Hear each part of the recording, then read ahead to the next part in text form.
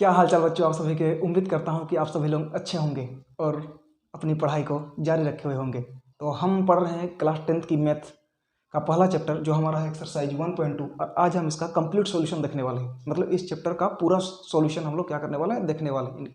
इस चैप्टर के सारे सवालों को आज हम क्या करने वाले हैं, निपटाने वाले हैं। ठीक है, तो चलिए आज हम शुरू करते हैं हमारे पहले सवाल से जो हमारा है एक्सरसाइज 1.2 यानी कि प्रश्नावली 1.2 का। और हमारा जो पहला क्वेश्चन है वो है निम्नलिखित संख्याओं के अभाज्य गुणनखंड के गुणनफलों के रूप में व्यक्त कीजिए। यानी कि हमारे पास कुछ संख्याएं दी हुई है, उनको हमें क्या करना है कि अभाज्य गुणनखंड के गुणनफल के रूप में, अभाज्य गुणनखंड के गुणनफल के रूप में व्यक्त करना है। कुछ वर्ड यहाँ पर दी गई है जिसको समझना बहुत जरूरी है। जैसे एक वर्ड दिया हुआ है अभाज्य, दूसरा गुणनखंड और गुणनफल। यानी कि गुणनखंड का मतलब होता है किसी भी बड़ी संख्या को छोटे छोटे टुकड़े में बांट देना। गुणा के विधि में, गुणा के तरीके से छोटे छोटे टुकड़े में बांट देना किसी भी बड़ी संख्या को, उसको क्या कहते हैं, गुणनखंड। यानी कि खंड कर देना, उसको गुना करके खंड कर देना ही गुणनखंड कहलाता है। ठीक है, उनके गुणनफलों को हमें क्या करना है, बताना है। लेकिन एक चीज और यहाँ पे दिया हुआ है, एक वर्ड यहाँ पे समझने लायक है जो है अभाज्य। अब समझते हैं थोड़ा सा। जैसे मेरे पास एक संख्या मैंने क्या ले लिया, 12 ले लिया। मैंने एक संख्या क्या ले लिया, 12 ले लिया। अगर मुझे इसके गुणनखंड करने हैं यानी कि इसको टुकड़ा करना है तो कैसे कर सकते हैं, मैं इसको ऐसा कर सकता हूँ 2 गुने 6 मैंने ले लिया, 2 गुने 6 मैंने कर दिया, तो ये आपका क्या निकल के आ जाएगा, 12 निकल के आ जाएगा। मैंने 12 को टुकड़े में बांट दिया। दूसरा तरीका और 12 को बांटने का क्या हो सकता है, मैंने 12 ले लिया और मैंने इसको कैसे करके बांटा, मैंने बांट दिया 2 गुने 3। अब मैंने 12 के गुणनखंड तो कर दिया, अब गुणनखंड दोनों ही सही है क्योंकि गुणनखंड का मतलब होता है गुना करके किसी भी बड़ी संख्या को टुकड़े टुकड़े में बांट देना। और मैंने 12 को 2 टुकड़े में यहाँ पे बांट दिया, 2 गुने 6। फिर 12 को मैंने 2 गुने 3, दोनों ही सही है गुणनखंड में। लेकिन जब बात करेंगे अभाज्य गुणनखंड की, जब बात करेंगे अभाज्य गुणनखंड, एक वर्ड पे बड़ी गौर करिएगा, यहाँ पे दिया हुआ है अभाज्य गुणनखंड। यानी कि जब बात करेंगे अभाज्य गुणनखंड की, यानी कि जब हम संख्या को टुकड़ा करेंगे तो केवल और केवल हम कैसे संख्याओं को लेंगे, अभाज्य संख्याओं को लेंगे। ये अभाज्य गुणनखंड और गुणनखंड में ये अंतर आ जाता है। ये संख्या हमारी क्या है, गुणनखंड तो है लेकिन अभाज्य गुणनखंड नहीं है, क्योंकि अभाज्य गुणनखंड का मतलब होता है केवल और केवल हम ऐसे संख्याओं का लेकर गुणनखंड करेंगे जो संख्या क्या हो, अभाज्य हो। जैसे मैंने 12 का गुणनखंड किया 2 गुने 3, यानी कि ये भी अभाज्य संख्या है, ये भी अभाज्य संख्या है और ये भी अभाज्य संख्या है, ये भी अभाज्य संख्या है, ये सारी क्या है, अभाज्य संख्याएं हैं। तो ये आपका अभाज्य गुणनखंड हो गया। लेकिन ये आपका अभाज्य गुणनखंड नहीं होगा, ये सिर्फ और सिर्फ क्या होगा, गुणनखंड होगा। अभाज्य गुणनखंड क्यों नहीं होगा, क्योंकि हमने यहाँ पर एक संख्या लिया है, वो हमारा क्या है, 6, और 6 अभाज्य संख्या नहीं है। अब थोड़ा सा समझने लायक बात है कि अभाज्य संख्या आखिर होता क्या है।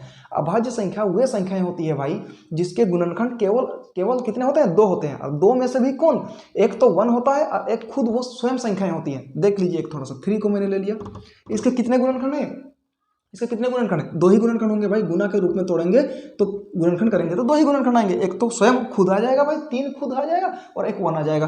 5 को एक बार लेके देखते हैं भाई, तो इसको भी क्या करेंगे, 1:5। और भी दूसरा क्या तोड़ सकते हैं क्या, नहीं, सोल्यूशन, क्योंकि अभाज्य संख्या वे संख्याएं होती है जो 2 गुणनखंड के रूप में टूट जाए। अब बच्चों को क्या होती है ना, अभाज्य संख्या और विषम संख्या में बहुत कंफ्यूजन होने लगता है कि 3 भी तो अभाज्य संख्या है, विषम संख्या भी है, 5 अभाज्य संख्या भी है, विषम संख्या भी है। लेकिन अगर बात करेंगे 9 की, तो क्या ये अभाज्य संख्या है, अब यहाँ पे मामला गड़बड़ हो जाता है। ये विषम संख्या तो है लेकिन अभाज्य संख्या नहीं है। और क्यों नहीं है, क्योंकि इसके जो गुणनखंड होते हैं ना, वो तो आपके हो जाएंगे 1 गुने 3, यानी कि अभाज्य गुणनखंड मतलब होता है उसके 2 गुणनखंड होंगे, एक तो 1 होगा और एक दूसरी संख्या क्या, स्वयं खुद हो जाएगी। लेकिन यहाँ पे अभाज्य गुणनखंड देखिए 1 × 3 यानी कि इसका अभाज्य गुणनखंड कितने हैं, 3 है। तो ये क्या होंगी, अभाज्य संख्या नहीं हो सकती। वैसे संख्या जिसके 2 से ज्यादा गुणनखंड हो वो भी अभाज्य संख्या नहीं होगी। तो विषम संख्या और अभाज्य संख्या में उम्मीद करता हूँ आपको अंतर समझ में आ गया होगा। इससे पहले मैंने एक 20 मिनट का वीडियो इसी चैप्टर से रिलेटेड बनाया था। ये जो आज मेरा चैप्टर है एक्सरसाइज 1.2, इसी चैप्टर से रिलेटेड मैंने इससे पहले 20 मिनट का वीडियो बनाया था, जहां मैंने कंप्लीट इस चैप्टर से रिलेटेड अभाज्य संख्या, विषम संख्या, इनके अंतर को समझाया था, एलसीएम, एचसीएफ, उनके गुणनखंड, भागफल, यानी कि इस चैप्टर से रिलेटेड सारे जितने कंसेप्ट बन सकते थे सारे को मैंने 20 मिनट में क्या दिया था, निपटा दिया था भाई। तो जिस भाई ने वो वीडियो देखा है 20 मिनट वाला, आज उसको बेटर बहुत ज़्यादा अच्छे में समझ में आ रहा होगा। ये चैप्टर बहुत बढ़िया तरीके से समझ में आएगा उसको, एकदम उसका जो कंसेप्ट है ना वो बिल्कुल क्लियर हो जाएगा भाई। तो अगर आप में से किसी ने भी वो वीडियो नहीं देखा है पहले, तो पहले वो वीडियो देखें ताकि ये वीडियो देखने में क्या आ जाए, मज़ा आ जाए भाई। ठीक है, तो चलिए अब हमारा मेन जो टॉपिक है उस पर आते हैं और शुरू करते हैं। मैंने आपको बता दिया कि अभाज्य गुणनखंड का मतलब क्या होता है कि किसी भी बड़ी संख्या को अभाज्य संख्याओं के रूप में छोटे छोटे टुकड़े में बांट देना। तो अब हमारे पास संख्या हमारी क्या आ गई, 140। पहला जो क्वेश्चन है हमारा वो क्या है, हमारा 140। अब कहा गया है कि 140 के अभाज्य गुणनखंड निकालिए। तो इसको सॉल्व करने का तरीका देखिए, और सॉल्व करने का तरीका मतलब हम इसको ऐसे लिखेंगे जैसे हम एग्जाम में लिख रहे हो। ठीक है। तो हम क्या करेंगे, पूर्णांक, हमारा लिखने का तरीका होगा पूर्णांक 140 का अभाज्य गुणनखंड करने पर, शब्दों पे गौर करिएगा, अभाज्य गुणनखंड करने पर। एग्जाम में आपको डिट्टो ऐसे लिखना है, ठीक है। ये एग्जाम में जैसे लिखा जाएगा उस हिसाब से बताया जा रहा है, ठीक है। तो अब हमारा जो 140 आ जाएगा, इसका अभाज्य गुणनखंड कैसे करेंगे, तो ये तो आप करते आ रहे हैं बहुत पहले से, 9 में किया आपने, 8 में किया, और भी पहले किया होगा। भाग विधि से करेंगे। अब भाग विधि से करने का तरीका क्या है, 2 से, यानी कि सबसे छोटी संख्या से शुरू करेंगे, सबसे छोटी अभाज्य संख्या से शुरू करेंगे और बड़े से बड़े लेकर जाएंगे। जैसे मैंने 2 से शुरू किया, 3 से, फिर मैंने 3 पे गया, लेकिन जब मैं चौथा अभाज्य गुणनखंड की जब बात करूंगा तो 4 से कभी भी भाग देने का कोशिश नहीं करूंगा, क्योंकि 4 एक अभाज्य संख्या नहीं है। तो इसीलिए पहले 2 से शुरू करते हैं हम। 3, 4, जैसे ये संख्या 7 से भी पूरी पूरी कट जाएगी, लेकिन 7 से शुरू नहीं करेंगे। सबसे छोटा नियम जो हमारा क्या है कि सबसे छोटा अभाज्य संख्या से शुरू करेंगे और बड़े से बड़े तक लेकर के जाएंगे, और देखते हैं कि ये संख्या कब यहाँ पे खत्म होती है, ठीक है। तो चलिए 2 से हमने शुरू कर दिया, 2 सत्ते 14 हो गया आपका, ये 70 आ गया। ये सॉल्व करने का तरीका भी अगर आपको नहीं आ रहा है समझ में, तो यहाँ पे ऐसे करके देख लीजिए आप, 140 लिखिए और इसको 2 से भाग करके देख लीजिए, तो 2 सत्ते कितना आपका निकल के आ जाएगा, 14 निकल के आ जाएगा। यहाँ पर 0 बचेगा, और यहाँ पर जब भी आप 0 करेंगे तो ये आपका क्या निकल के आ जाएगा, ये 0 निकल के आ जाएगा, आपका ये 0 निकल के आ जाएगा। तरीका यही है। अब 70 आया, फिर उसको करके देखिए, अगर आपको यहाँ से समझ में नहीं आ रहा हो तो, लेकिन यहाँ से भी समझने की थोड़ी सी कोशिश करिएगा, ताकि आपका एग्जाम में क्या हो जाए, थोड़ा टाइम बच जाए भाई। अब देखो 2 से आपने किया, फिर हमने 2 से ट्राई मारा, 2 से ट्राई किया तो 2 3 6। अब देखिए मैं कैसे कर रहा हूँ, देखिए मैंने 2 को गुना किया 3 से, तो 2 3 6। अगर मैं यहाँ पे 6 करता हूँ, काफी छोटा हो गया, अगर मैं यहाँ पे 6 करता हूँ तो 7 में 6 गया तो मेरे पास कितना बचेगा, 1 बचेगा। पेयरिंग कितना बचेगा, 1 बचेगा, और मेरे पास ऑलरेडी यहाँ पे 0 पड़ा हुआ है, ऑलरेडी 0 पड़ा हुआ, तो एक मेरा जो पेयरिंग बच रहा है, तो अब मेरे पास 10 है, तो 2 5 जा कितना हो जाएगा, 10। करने का तरीका यही है भाई, ठीक है। अगर आपको ऐसे नहीं समझ में आ रहा तो कोई टेंशन वाली बात नहीं है, आप ऐसे कर लीजिएगा, बात वही है, ठीक है। अब हमारे पास 35 आ गया, तो इसको कैसा करेंगे, ये तो 2 से जाएगा नहीं, 17 दूने 34 होता है, बच जाएगा भाई। और हमें क्या करना है, पूरा भाग देना है। तो ये 2 से नहीं जाएगा, 3 से मैं करके देखता हूँ, 3 से भी नहीं जा रहा, 4 तो हम ले नहीं सकते, मैंने पहले ही बताया कि हमें क्या करना है, सिर्फ और सिर्फ अभाज्य संख्याओं को लेना है, तो 4 लेने का कोई मतलब नहीं है, तो 4 को नहीं ले सकते। अब हमारे पास बचता है अगला संख्या क्या, 5, लेकिन 5 के पहाड़े में तो ये आ जाते हैं, 5 सत्ते क्या हो जाएगा हमारा 35। अब क्या हमें आगे जाने की जरूरत है, अब क्या हमें आगे जाने की जरूरत है, अब हमें आगे जाने की जरूरत नहीं है। ये हमें कब पता चलता है, जब हमारे यहाँ पे आखिरी पे एक अभाज्य संख्या आ जाए, यानी कि वो हमारा सिग्नल होगा कि हम अब इसके आगे भाग नहीं देने वाले हैं। यानी कि जब आपके लास्ट में यहाँ पे अभाज्य संख्या आ जाए तो हमें आगे भाग देने की जरूरत नहीं है। आपका जो अभाज्य गुणनखंड का ये सिलसिला है, ये आपका यहीं पर क्या होता है, समाप्त होता है मेरे भाई, ठीक है। तो चलिए अब इसको लिखते हैं।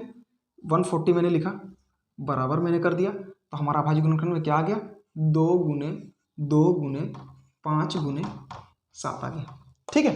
ये आपका हुआ अभाज्य गुणनखंड। लेकिन इसको थोड़ा सा और डिजाइन करके लिखते हैं, कोई अंतर नहीं है इन दोनों में, बट थोड़ा सा डिजाइन करके लिखते हैं। जैसे यहाँ पर मेरे पास कितना है, मैंने 2 लिखा और मेरे पास कितनी 2 है, 1 और 2, तो इसके घात में मैंने क्या कर दिया, 2 लिख दिया, ठीक है। गुना कर दिया, जो हमारा बचा हुआ था उसको मल्टीपल कर दिया, 5 गुने 7।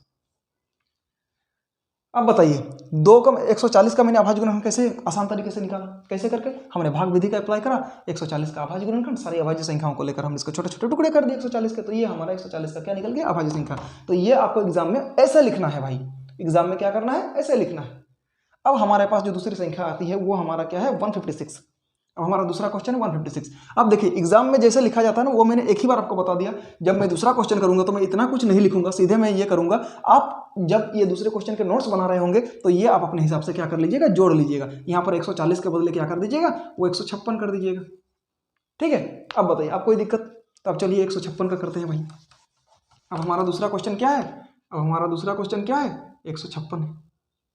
अब हमारा दूसरा क्वेश्चन क्या है, 156। अब इसका निकालते हैं 156 का क्या, अभाज्य गुणनखंड। तो चलिए निकालते हैं। अब इससे भी मैंने पहले ही कहा था, हमें छोटे से शुरुआत करनी है। अगर ये 2 से भाग नहीं आता तो 3 से करते, 3 से नहीं आता तो 4 से कर, 4 से नहीं कर सकते भाई, अभाज्य गुणनखंड चाहिए तो 4 तो नहीं चलेगा ना, ठीक है। 2 से करते हैं, 2 सत्ते यहाँ पे 14 हो गया, 1 बचा यहाँ पे, 2 अट्टे क्या हो गया, हमारा 16 हो गया। फिर 2 से करके देखते हैं भाई, 2 3 6, 2 9 18, ठीक है। अब 2 से ये जा नहीं रहा क्योंकि 2 1 2, 2 9 18, 1 बच जा रहा है भाई।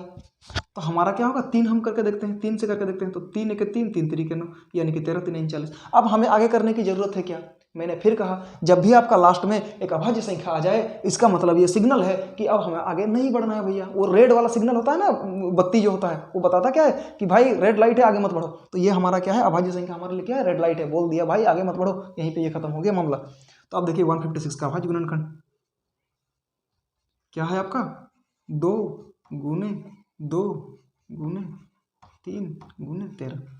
अब इसको थोड़ा सा और डिजाइन कर देते हैं। अब हमारे पास 2 में फिर से 2 का पावर 2 कर देते हैं, घात कर देते हैं, फिर 3 लिखते हैं, फिर 13 लिखते हैं। किसी में कोई अंतर नहीं है भाई साहब, कोई मामला गड़बड़ी नहीं है। तो अब बताइए अभाज्य गुणनखंड क्या आपको टफ लगता है, अभाज्य गुणनखंड आपके लिए क्या हो गया, आसान हो गया। ठीक है, तो चलिए अब तीसरी हमारा जो क्वेश्चन है उसको पढ़ते हैं। 3825 हमारा अगला जो क्वेश्चन है वो है 3825। हमारा अगला जो क्वेश्चन वो है 3825। हमारा जो अगला क्वेश्चन है वो है 3825।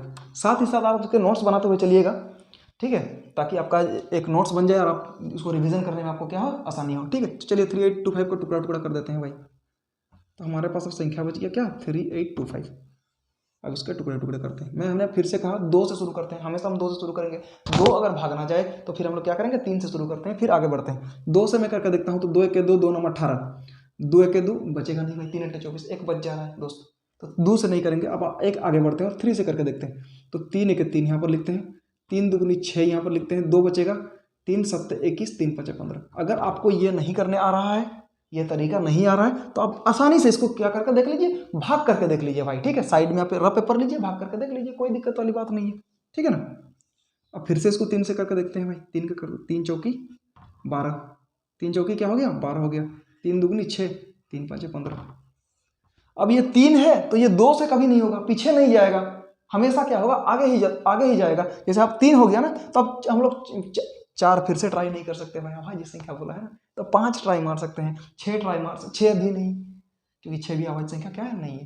तो हम आगे क्या बढ़ेंगे, मैं 4 को तो कर नहीं सकते, तो आगे क्या हो सकता है, 5 हो सकता है। और 3 से ये पूरा पूरा भाग जा नहीं रहा है, मामला यहाँ पर गड़बड़ है। तो 5 से करते हैं, तो 5 अट्टे ये 40 हो गया आपका, 2 बचा, 5 5 25 बचा। फिर से मैं 5 से ही करके देखता हूँ, तो 5 17 25। अब हमारा अभाज्य संख्या नीचे आ गया, और यही हमारा क्या है, सिग्नल है। ये हमें क्या बोल रहा है कि भैया रुक जाइए यहाँ पे, अब आपका मामला यहाँ से क्या हो गया, खत्म हो गया। तो अब हम बात करेंगे किसकी, 3825। अब इसको टुकड़ा टुकड़ा कर देते हैं भाई। तो ये क्या आ गया आपके पास, 2 को क्या आ गया, 3 आ गया, 5 2 आ गया, और 17 1 आ गया, एगो क्या हो गया 17। थोड़ा सा स्टैंडर्ड करके लिख देता हूँ इसको। 3 का घात में कितना, 2 3 है, तो 3 का घात में 2, 5 का घात में कितनी 2, और 1 आपके पास क्या है 17। अब बताइए कि अभाज्य गुणनखंड करना आपको मुश्किल लग रहा है क्या। अगर आपको कंसेप्ट क्लियर है किसी भी चीज़ को लेकर के बेसिक क्लियर है, तो आप किसी भी बोर्ड के क्वेश्चन क्यों ना हो, अगर अभाज्य गुणनखंड वाले क्वेश्चन आपको दे दिए जाए, चाहे सीबीएसई हो या फिर कोई भी बोर्ड क्यों ना हो, आप उड़ा रहे होंगे। चाहे कोई झारखंड बोर्ड हो, चाहे बिहार बोर्ड हो, चाहे यूपी बोर्ड हो, आपको यह देखने की जरूरत नहीं है। आपके क्वेश्चन क्या हो रहे होंगे, बन रहे होंगे, बशर्ते कि आपका क्या हो, कॉन्सेप्ट क्रिस्टल एंड क्लियर हो भाई, यही है। ठीक है, तो चलिए अब हमारा अगले क्वेश्चन पे बढ़ते हैं। तो ये हमारा कितने नंबर का क्वेश्चन था, तो ये 3rd नंबर का क्वेश्चन था। हमारा चौथा जो क्वेश्चन है वो है 5005। हमारा जो चौथा क्वेश्चन होगा वो है हमारा 5005।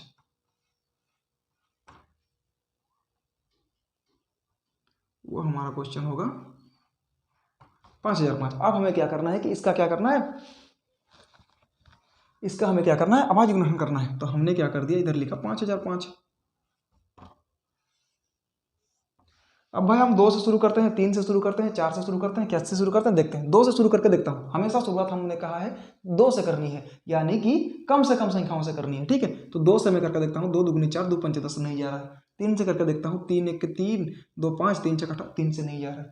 4 हम ले नहीं सकते क्योंकि अभाज्य गुणनखंड की बात करी गई है भाई। ठीक है, अब हमारे पास जो बचता है 5, और हमें दिखाई दे रहा है कि ये 5 से पूरा पूरा विभाजित है। जैसे 5 1 5, 0 0 0 0, आपके पास क्या बच गया, 5 बच गया, सॉरी 1 बचेगा यहाँ 1। अब हमें फिर से करनी है। अब 5 हमने कर दिया, अब ये 5 से या तो जाए या फिर 6 से, 6 हम ले नहीं सकते, उसके आगे ही देखेंगे। अब हम 3 नहीं देख सकते, ठीक है, तो हम क्या देखेंगे, 6 कर नहीं सकते, 7 से ट्राई करके देखते हैं। 7 1 7, 3 10, 7 4 8, 7 से पूरा पूरी भाग चला जा रहा है भाई। आपको अगर नहीं समझ आए तो मैंने फिर से कहा है कि आप साइड में करके देख लीजिए, कोई टेंशन दिक्कत वाली बात नहीं है। तो करके देख लेता हूँ। तो ये आपका आ गया 7 1 7 3 10 7 चौकी 28 और 7 3 1 143। अब ये 7 से तो नहीं जाएगा, ये 7 से नहीं जाएगा। 8 हम ले नहीं सकते, अभाज्य संख्या की बात करी गई है। 9 ले नहीं सकते, अभाज्य संख्या की बात करी गई है। 10 ले नहीं सकते, अभाज्य संख्या की बात करी गई है। तो मेरे पास अब बचता है क्या, 11। अब 11 की बात करी गई है तो 11 13 कितना आपका निकल के आ जाएगा 143। 13 जैसे ही आ गया तो ये एक सिग्नल है भैया, ये हमें ये बताता है कि भैया अब इसके आगे जाने की आपको जरूरत नहीं है, आपका मामला यहीं पर क्या है, खत्म हो गया है। तो चलिए यहीं पे मामला को खत्म करते हैं और लिख देते हैं यहाँ पर 50005 को क्या करते हैं, टुकड़ा रूप में लिखते हैं। क्या टुकड़ा रूप में, अभाज्य संख्याओं के टुकड़ा के रूप में। तो 5 गुने 7 गुने 11 गुने क्या आपका निकल के आ जाएगा 13। ये इसका अभाज्य गुणनफल है। अब बताइए कि अभाज्य गुणनफल अभी भी आपको मुश्किल लगता है कि भैया कैसे ले, कौन सी संख्याओं को ले, किसको छोड़े, चौथा 4 को क्यों नहीं ले, 8 को क्यों नहीं ले। समझ में क्लियर हो गया भाई? उम्मीद करता हूँ आपको ये क्लियर हो गया होगा। ठीक है, अब हमारा जो ये इस क्वेश्चन नंबर 1 का ये आखिरी क्वेश्चन है, 5 नंबर का क्वेश्चन है आपका 7429। ओके, ये आपका कौन सा क्वेश्चन है, ये आपका है 7429। ये आपका कौन सा क्वेश्चन है, ये है आपका 7429। ठीक है, 7429। अब चलिए इसको करके देखते हैं 7429। तो हमने क्या कहा है, हमेशा हमें शुरुआत करनी है कम से, उसके बाद हमें ज़्यादा से ज़्यादा तक लेके जानी है कि इसको कैसे करना है भैया। ठीक है, तो चलिए इसको करते हैं। 2 से मैंने शुरू कर दिया, तो 2 3 6, 1 2 7 14, 2 1 2, ये 2 से नहीं जा रहा। 3 से करके देखता हूँ, 3 2 6, 3 से नहीं जा रहा। चौथा 4 को हम ले नहीं सकते क्योंकि अभाज्य संख्या नहीं है। अब 5 से करके देखते हैं, तो 5 5 2 7 5 नहीं, 5 से भी नहीं जा रहा। 6 से मैं करके देखता हूँ तो 6 को ले नहीं सकता, अभाज्य संख्या है। 7 से मैं करके देखता हूँ, 7 1 7 7 7 6 42, 7 से भी नहीं जा रहा। 8 को ले नहीं सकते, 9 को ले नहीं सकते, 10 को ले नहीं सकते क्योंकि वो सारी की सारी अभाज्य संख्याएं नहीं है। अब 11 को ले सकते हैं, तो 11 को ले सकते हैं, 11 6 66, 4 2 6, 11 से भी नहीं जा रहा। 12 को ले नहीं सकते, 13 को ले सकते हैं, 13 को ले सकते हैं भाई, 13 को ले सकते हैं। तो 13 करते हैं, 13 5 65 65 75, 13 से भी नहीं जा रहा है भाग। 14 को नहीं ले सकते, 15 को नहीं ले सकते, 16 को नहीं ले सकते। अब 17 को करके देखते हैं, तो 17 3 17 4 68 69 70 17 2 64, 17 से ये जा रहा है भाई साहब। अगर आपको अभी भी ये बातें नहीं समझ आ रहा है कि मैं ये कैसे कर पा रहा हूँ, तो आप एक काम कर लीजिएगा, आप सीधे इसको इस संख्या को लीजिएगा, रफ पेपर में लिखिएगा और भाग करके देख लीजिएगा। आसान तरीका तो यही है भैया। ठीक है, अब 17 से करके देखते हैं भाई। तो 17 4 68 हो जाता है, 68 हो गया आपका। कितने बचे, 69 70 4 2 6 62 को इधर बचा। तो 17 3 51 आपके पास हो गया, 51 हो गया। और इधर 11 बचा, तो 17 7 आपका कितना निकल के आ गया 119। मामला खत्म हो गया 17 से। अब 17 है, 18 ले नहीं सकते और ये 17 से अब भाग नहीं जा रहा है। तो 18 तो ले नहीं सकते क्योंकि अभाज्य संख्या नहीं है। और हमारे पास बचता क्या है 19। 19 से करके देखते हैं, 19 दूनी 38, 39 40 57, 19 से चल जा रहा है मेरे भाई। तो 29 में 19 से कितना जाएगा, 19 दुगने आपका 38 हो जाएगा, 39 40 19 3 आपका 57। अब ये हमारा अभाज्य संख्या जैसे ही लास्ट में आ गई, ये हमें क्या बताता है कि भैया आपका मामला भी यहाँ पे खत्म होता है, अब हमें आगे जाने की जरूरत नहीं है। तो अगर मैं बात करूँ 7429, इसका अभाज्य गुणनफल क्या है मेरे भाई, ये आपका है 17 गुने 19 गुने 23। और हमें ये करने में कितना टाइम लग रहा है, बस भाग देने में जितना टाइम लग रहा है उतने टाइम में ये मामला क्या है, खत्म है। तो हमने आप पहला जो हमारा क्वेश्चन है अभाज्य गुणनखंड के गुणनफल के रूप में व्यक्त कीजिए, इसके हमने 5 क्वेश्चन को क्या कर दिया, उड़ा दिया भाई। और जिस बंदे ने वो 20 मिनट वाली वीडियो देखी है उसको तो वो तो पहले ही कर रहा होगा, क्योंकि वहाँ पे मैंने सारे इसके कंसेप्ट के बारे में बताया था। कंसेप्ट उसका क्लियर होगा, आज उसको बहुत बेहतर तरीके से चीज़ें क्या हो रही होगी, समझ में आ रही होगी। ठीक है, तो चलिए हम बढ़ते हैं हमारे नेक्स्ट क्वेश्चन नंबर 2 की ओर। ठीक है भाई, तो चलिए ये हमारा है क्या है, ये हमारा है दूसरा सवाल। सवाल हमारा क्या है कि पूर्णांकों के निम्नलिखित युग्मों के HCF एवं LCF ज्ञात कीजिए। पहला तो बोला गया है कि HCF और LCF हमें क्या करना है, ज्ञात करना है। और कहा गया है कि जांच करना है कि इन जो 2 संख्याएं जो हमारे पास दी हुई है उनका जो गुणनफल है क्या वो बराबर है HCF और LCM के गुणनफल के। इससे पहले जो वीडियो मैंने बोला आपको 20 मिनट का, उससे मैंने ये प्रूव करा था कि जो 2 संख्याओं का जो गुणनफल होता है वो हमेशा बराबर हो जाता है किसके, HCF और LCM के गुणनफल के बराबर हो जाता है। कैसे होता है, क्यों होता है, ये मैंने उस वीडियो में कंप्लीटली बता चुका हूँ। तो आज हम लोग क्या करेंगे, क्वेश्चन सॉल्व करेंगे भाई। ठीक है, तो हमारा जो पहला क्वेश्चन है वो है 26 और 91। 26 और 91 हमारे पास 2 संख्याएं दी हुई है और इनका हमें LCM निकालना है और HCF निकालना है। और हमें यह जांच भी कर लेना है कि क्या ये दोनों संख्याओं का LCM और HCF क्या है, बराबर है। ठीक है भाई, चलिए शुरू करते हैं। तो एग्जाम में कैसे लिखेंगे, सबसे पहला हमारा यही सवाल बनता है, हर बच्चे का यही सवाल है कि भैया चलिए बनाने का तो ठीक है, एग्जाम में कैसे लिखेंगे, तो लिखते हैं यार हल। अरे यार ये पेन आज नहीं चल रहा है भाई। हल, तो हल करने पे लिखना होगा पूर्णांक, क्या लिखेंगे, पूर्णांक 26 एवं 91 का 26 और 91 का गुणनखंड करने पर, क्या करने पर, गुणनखंड करने पर, यानी कि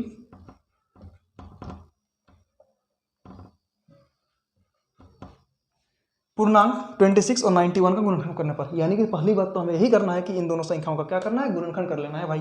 तो 26 का गुणनखंड मैं करता हूँ पहले, 26 ले लिया। हमने क्या कहा, नीचे से शुरू करेंगे ऊपर तक जाएंगे भाई, तरीका यही है, सक्सेस भी ऐसे ही होती है, कम से शुरू करते हैं ऊपर तक लेके जाते हैं, बस इसी तरह इसमें भी 2 मैंने ले लिया, 2 1 2, 2 3 6।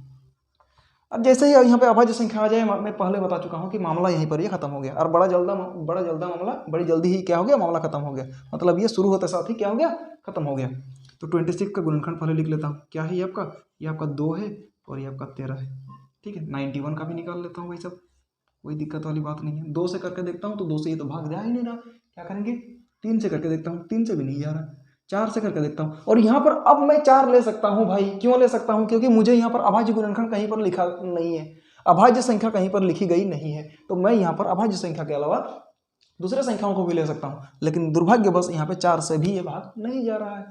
तो 5 से भी नहीं जा रहा, 6 से नहीं जा रहा, 7 से करके देखता हूँ, तो 7 से देख रहा हूँ कि मामला सही बैठ रहा है। तो 7 1 7 2 7 3 1 13 7 91, और ये अभाज्य संख्या हमें यही बता दिया कि मामला ये भी यहाँ पे क्या हो गया, खत्म हो गया। तो 91 का अभाज्य गुणनखंड लिखता हूँ 7 गुने, अभाज्य गुणनखंड नहीं गुणनखंड लिखता हूँ, ठीक है। वो तो इनका किस्मत है कि इनकी भी गुणनखंड क्या है, अभाज्य संख्या के रूप में ही हो रही है, अन्यथा यहाँ अगर ये 4 से भाग जाएगा तो हम 4 को भी लेते, क्योंकि हमने यहाँ पर सिर्फ गुणनखंड लिखा है, अभाज्य गुणनखंड नहीं लिखा है। तो अब हमारे पास जो गुणनखंड आ गया वो आ गया 26 का 2 गुने 13, 91 का आ गया 13 गुने 7। तो अब हमारा सवाल उठता है कि हमें एचसीएफ और एलसीएम ज्ञात करना है भैया, उसके बाद हमें गुणनखंड का क्या करना है, जांच करना है। तो सबसे पहले बात करेंगे एचसीएफ की। तो ये एचसीएफ क्या होता है भाई सब, एचसीएफ हमारा क्या होगा, इसको जांच करने की जरूरत है, एचसीएफ क्या है हमारा। तो एचसीएफ समझ लीजिए, अब इस ये लाइन जो है ना बहुत इंपॉर्टेंट है, जिस बंदे ने ये लाइन समझ ली उसके लिए एलसीएम और एचसीएफ दोनों ही क्लियर हो जाएंगे, ठीक है। तो इसको ध्यान से थोड़ा समझो, अपने दिमाग के जो ऊपर नीचे का हिस्सा है उसको थोड़ा खोलो, यानी कान खोल कर रखें भाई साहब, ठीक है। तो ये एचसीएफ का जो मामला है ये क्या है, हमने जो भी गुणनखंड निकाला है 26 का और 91 का जो गुणनखंड निकाला है, दोनों में जो संख्याएं कॉमन है उसका गुणनफल ही क्या है, एचसीएफ है। दोबारा बोलता हूं, दोनों गुणनखंडों में जो संख्याएं कॉमन यानी कि समान है, सेम है, उन संख्याओं का गुणनफल क्या है, एचसीएफ है। जैसे यहाँ पे अगर संख्याओं की बात करूं तो यहाँ पे आपका क्या है, 2 है, और यहाँ पे आपका 13 है, यहाँ पे आपका क्या है, 7 है और 13 है। अगर मैं सेम संख्याओं की बात करूं कि इसके गुणनखंड में कौन सी संख्या सेम है और इसके गुणनखंड में कौन सी संख्या सेम है, तो आप मुझे बिना डरे, बिना लड़े, बिना सोचे 1 मिनट में मुझे बता दीजिएगा कि वो संख्याएं क्या है। एक तो यहाँ भी 13 है, एक तो यहाँ भी 13 है, मामला यहीं पर खत्म। तो एचसीएफ हमारा क्या निकल के आ जाएगा, 13। अब बताओ, है ना भाई आसान चीज है ना, अगर कॉन्सेप्ट क्लियर हो तो आसान है, नहीं क्लियर हो तो बड़ी दिक्कत है भाई साहब। तो एचसीएफ आपका क्या निकल के आ जाएगा, 2 गुने 13, 7 गुने 13, दोनों गुणनखंडों में जो संख्याएं कॉमन है यानी कि सेम है वो आपका एचसीएफ निकल के आ जाएगा। तो अब एक बंदा चिल्ला के बोला कि भैया एलसीएम किसको लेंगे फिर, तो मैं बताता हूँ यार एलसीएम किसको लेंगे। यहाँ पर एलसीएम मैंने लिख दिया भैया, एलसीएम बराबर मैंने कर दिया। मैंने कहा कि भैया ठीक, अब सुनो कि जो संख्याएं आपकी जो अपने जो पहले एचसीएफ में जो ले रखा है यानी कि जो सेम संख्याएं हैं उनको तो लेंगे, सेम संख्याएं उनको तो मैंने ले लिया, यानी कि 13 का मैंने काम खत्म कर दिया, 13 का काम मैंने यहाँ से भी खत्म कर दिया और 13 का काम मैंने यहाँ से भी खत्म कर दिया, यानी कि जो संख्याएं दोनों में सेम थी उनको तो मैंने ले लिया एलसीएम के रूप में ले लिया। अब आप कहोगे भैया एचसीएफ और एलसीएम दोनों क्या सेम है, मैंने कहा रुक भाई रुक, थोड़ा सा इंतजार कर। तो एलसीएम क्या है, 13। अब हमारे पास बची हुई है ये 2, अब हमारे पास बची हुई है 13। तो अब हम इसका क्या करेंगे भैया, तो हम क्या करेंगे भैया, ये 13 तो आपने कॉमन जो था वो तो आपने लिख ही दिया, साथ ही साथ आप जो बची हुई चीजें होंगी जैसे 2 और 13 है इनको भी साथ में ले लेंगे भैया, इनका क्या कर देंगे, गुना कर देंगे। अब बताओ यार, हो गया मामला ठीक। अब इसको गुना कर देते हैं, तो ये आपका कितना निकल के आ जाएगा, 13 दुगने 26, 26 7 कितना हो जाता है, 13 दुगने 26, 26 को गुना करेंगे 7 से, 7 6 42 का 2 आपका निकल के आ जाएगा, हासिल 4, 7 दुगने 14 और 4 18, 182, मामला खत्म इधर ही। अब बताओ यार, एलसीएम और एचसीएफ में कोई दिक्कत है अभी तक? कोई तकलीफ, कोई दिक्कत? एचसीएफ क्या है?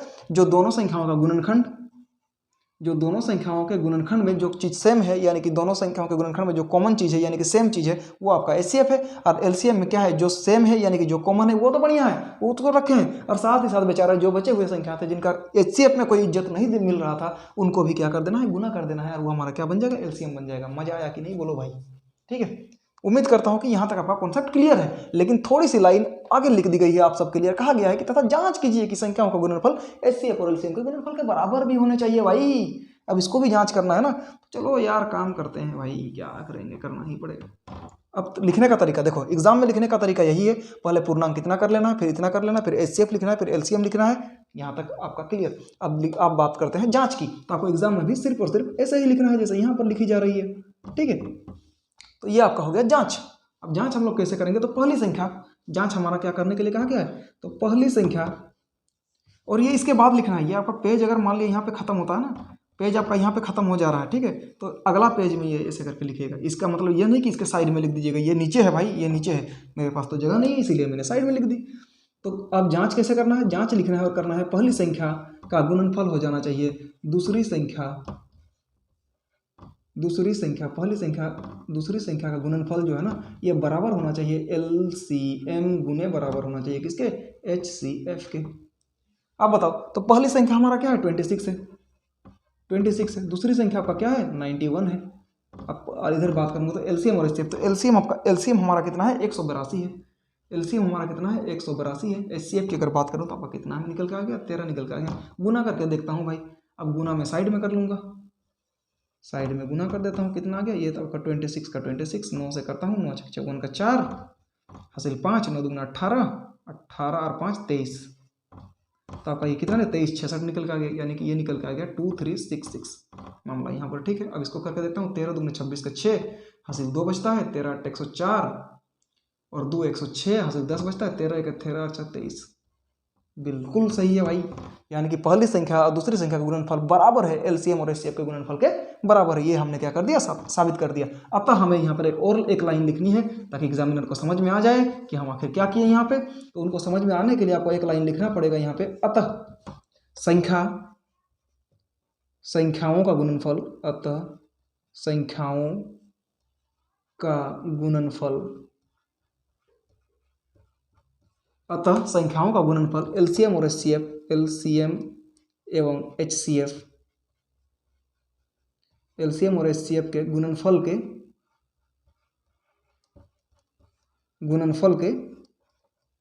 बराबर है,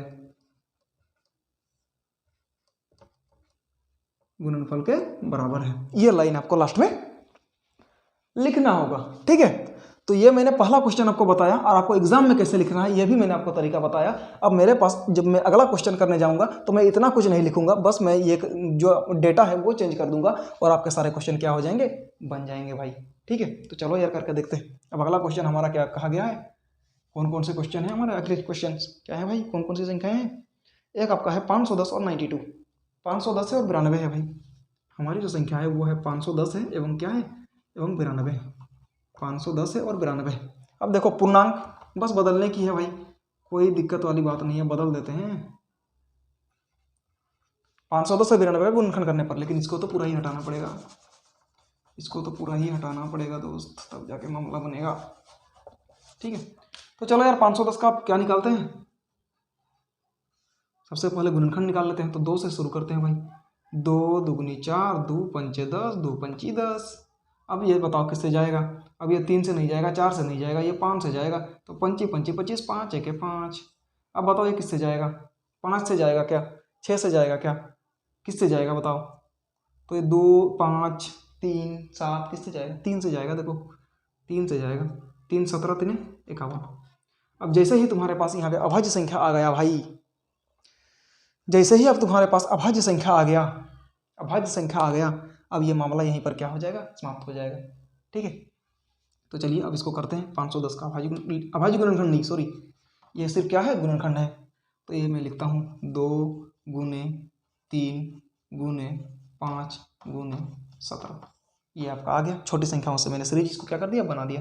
अब ये हमारे पास संख्याएं बन गई, 2 गुने 3 गुने 5 गुने क्या है 17 है। अब उसी तरह हम 92 का भी करके देख लेते हैं भाई, 92 का ही करके देख लेते हैं। तो इसको क्या करते हैं 2 से करते हैं, तो 2 चौकी आपका 8 निकल के आ जाएगा, 2 छक्की 12, 2 करते हैं 2 दूनी 4, 2 तीन 6। अब जैसे ही 23 आ गया हम बिल्कुल समझ चुके हैं अब ये कि मामला यहाँ पे क्या है, ये खत्म है भैया, क्योंकि ये एक अभाज्य संख्या है और जैसे ही लास्ट में अभाज्य संख्या आ जाए तो वहीं पर ये मामला क्या हो जाता है, खत्म हो जाता है। तो अब 92 का भी क्या करते हैं अभाज्य गुणनखंड, सॉरी अभाज्य गुणनखंड नहीं भाई गुणनखंड लिखते हैं, अभाज्य गुणनखंड को ज़्यादा ही बोल दिया मैंने लगता है। तो ये 2 हो गया आपका, ये 2 हो गया आपका और ये आपका क्या हो गया 23 हो गया। मैंने दोनों संख्याओं का अभाज्य, फिर से अभाज्य मैंने बोल दिया भाई, गड़बड़ी, गुणनखंड निकाल दिया मैंने, दोनों संख्याओं का क्या कर दिया गुणनखंड निकाल दिया। अब देखो यार करते हैं, अब देखो यार करते हैं, ठीक है क्या करते हैं भैया, तो HCF निकालते हैं। सबसे पहले तो बात करेंगे HCF की।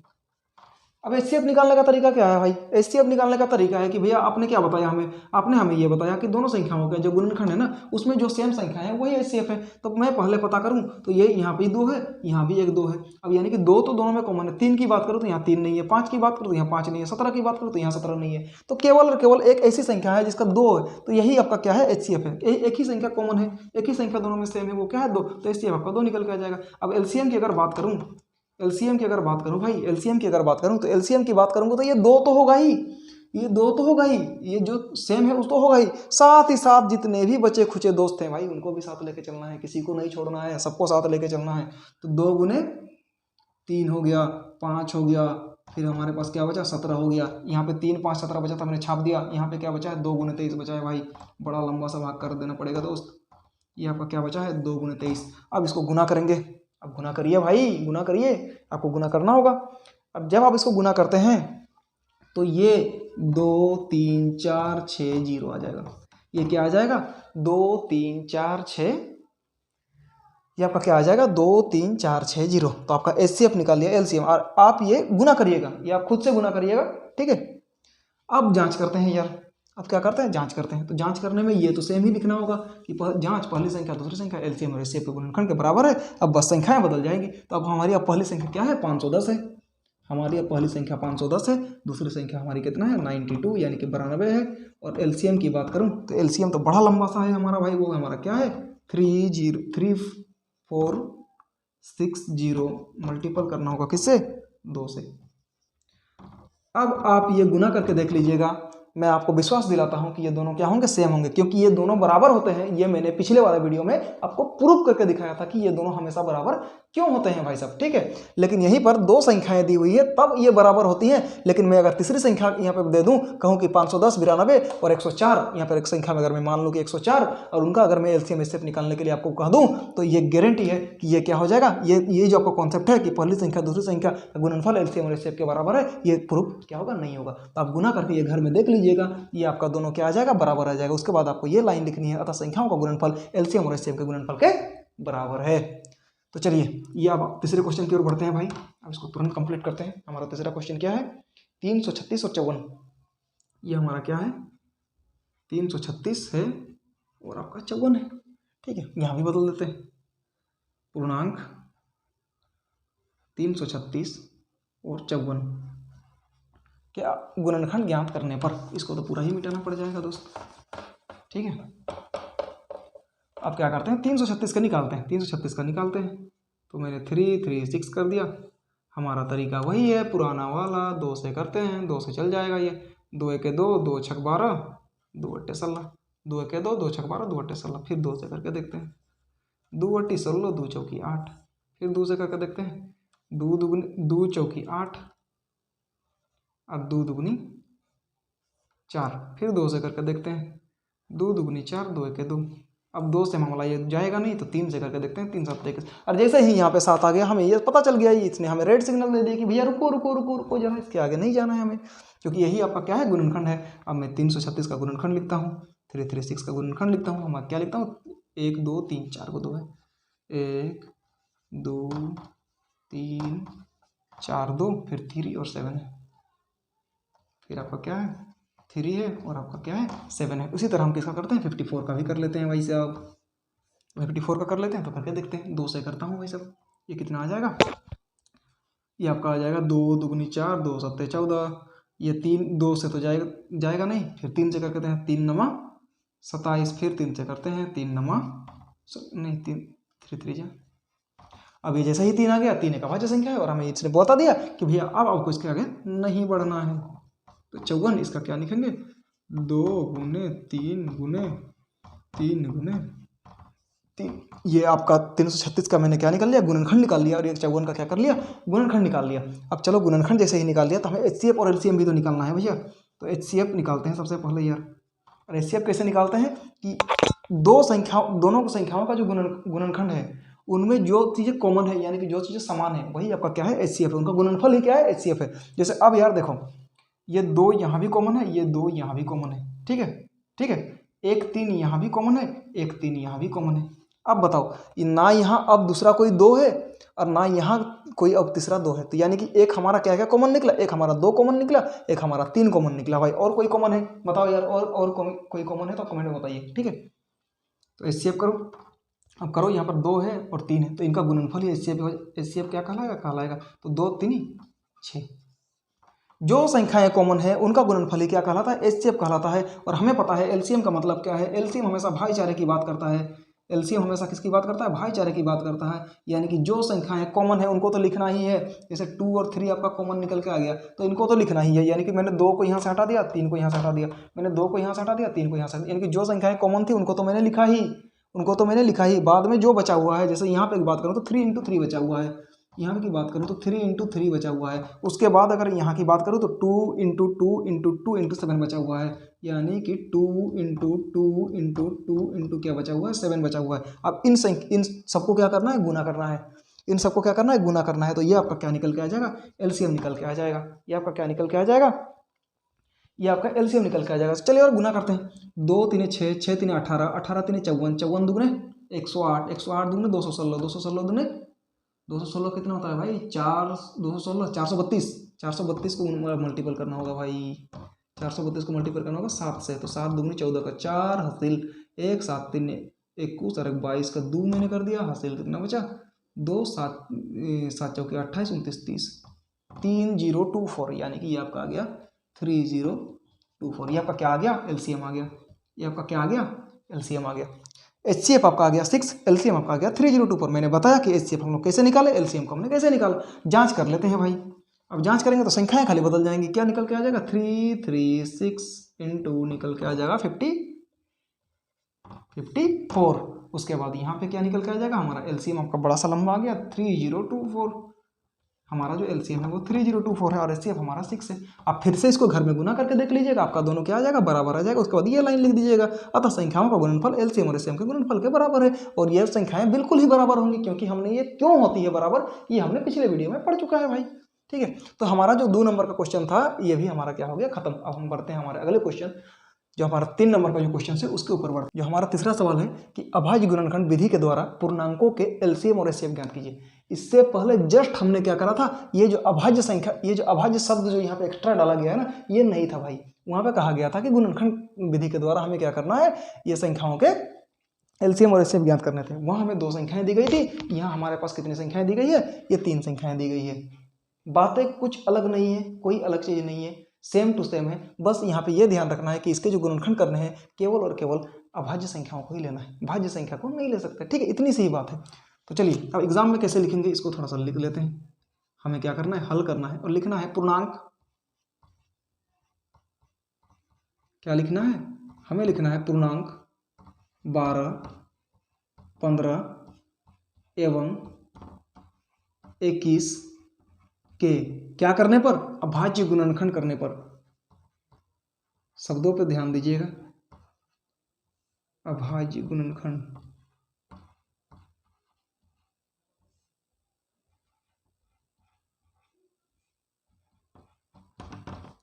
पूर्णांक 12, 15 और 21 के क्या करने पर, अभाज्य गुणनखंड करने पर अब मामला क्या होता है। तो सबसे पहले 12 का अभाज्य गुणनखंड करेंगे भाई। ये हमने 12 लिख ली, इसको ऐसे कर दिया। 2 से हमेशा शुरू करेंगे, 2 छक्की 12, 2 3 6। अभाज्य संख्या आ गई, इसका मतलब हमें यहीं पर रुक जाना है। अब हमने क्या कर दिया, ये 12 का अभाज्य गुणनखंड लिख दिया। क्या होता है, ये 2 होता है गुने 2 होता है गुने 3 होता है। उसके बाद हमारे पास क्या बचता है, 15। अब हमारे पास 15 है, तो 15 का भी कर देते हैं। ये 2 से तो जाएगा नहीं, अब ये करते हैं 3 से, तो 3 पंची 15, इसमें तो तुरंत अभाज्य संख्या आ गई भाई। अच्छा, अभाज्य संख्या जैसे ही आ गई तो ये भी मामला क्या हो जाएगा, खत्म। तो हमने क्या लिखा, 12 का भी अभाज्य गुणनखंड कर लिया। ये हमारे पास क्या बचा है, 3 गुने 5। अब हमारे पास बचता है कितना, 21, 21। हमारे पास है 21 यानी कि 21। अब ये 2 से तो कर नहीं सकते क्योंकि 2 से पूरा पूरा भाग जाएगा नहीं, तो 3 से करते हैं और ये हमारा आ जाएगा 3 गुने 7, 3 7 21। ये भी तुरंत ही खत्म हो गया। तो अब जैसे ही यहाँ पर 21 लिखेंगे तो ये आपका क्या निकल के आ जाएगा, 3 गुने 7। अब बताओ यार, HCF की हमें बात करी थी, HCF की इससे पहले हमने बात करी थी और हमने एक प्यारा सा शब्द कहा था HCF में।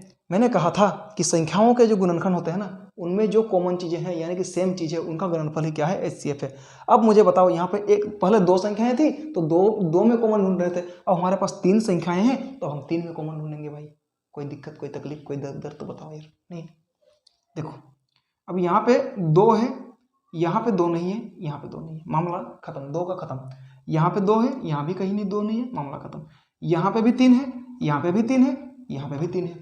तीनों में कॉमन जो चीज़ है वो है हमारा क्या है, 3 है। तो सबसे पहले भैया HCF में 3 को लिखते हैं। बाकी कोई चीज़ कॉमन नहीं है तो हमने सबको हटा दिया। HCF हमारा भोला भाला सा क्या आ जाएगा, 3। ये हमेशा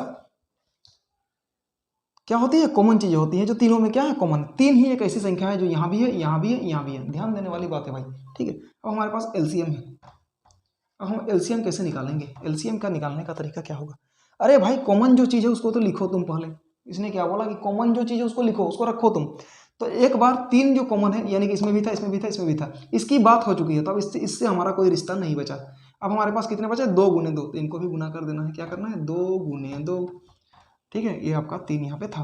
अब यहाँ भी 3 की बात हो चुकी है तो 3 को भूल जाना है। बचा क्या, 5। 5 को गुना कर देना है भाई सब।